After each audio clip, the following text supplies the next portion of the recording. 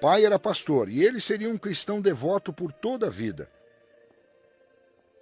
Mas Riemann cresceu como um garoto tímido que sofria de tuberculose. A família era numerosa e pobre e a única coisa que tinha dado certo para o garoto era a sua excelência em matemática. Essa foi a salvação. Muitos matemáticos, como Riemann, tiveram infâncias muito difíceis e eram bem reservados e suas vidas pareciam estar desmoronando. Foi a matemática que lhes deu um senso de estabilidade. Riemann passou boa parte da infância na cidade de Lüneburg, no norte da Alemanha. Esta foi a sua escola, construída depois das reformas educacionais de Humboldt, no início do século XIX. Riemann foi um dos seus primeiros alunos. O diretor viu um modo de fazer o tímido garoto sair para o mundo. Ele ganhou a liberdade de consultar a biblioteca escolar e isso abriu um mundo completamente novo para ele. Um dos livros que ele encontrou lá era do matemático francês Legendre, sobre a teoria dos números. O professor perguntou como ele estava indo com o livro. Ele respondeu: "Eu entendi todas as 859 páginas deste belo livro."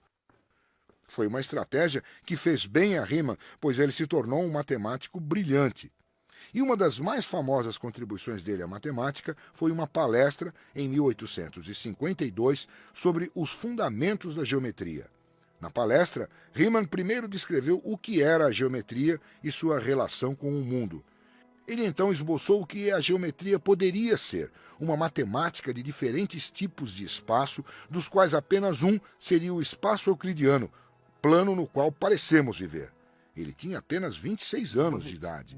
Eu perguntei ao professor Samuel Patterson se as pessoas reconheceram a revolução. As pessoas não tinham como entender essas ideias. Somente 50 anos, 60 anos depois, com Einstein. Com Einstein. Então, isso foi o início da revolução que viria com a teoria da relatividade de Einstein? Sim, exatamente, sim. A matemática de Riemann mudou a forma de vermos o mundo. De repente, surgiu a geometria de dimensões superiores.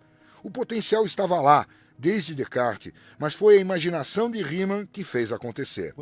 Bem, ele começou sem colocar nenhuma restrição nas dimensões de forma alguma. Isso era algo bem novo no modo de pensar as coisas.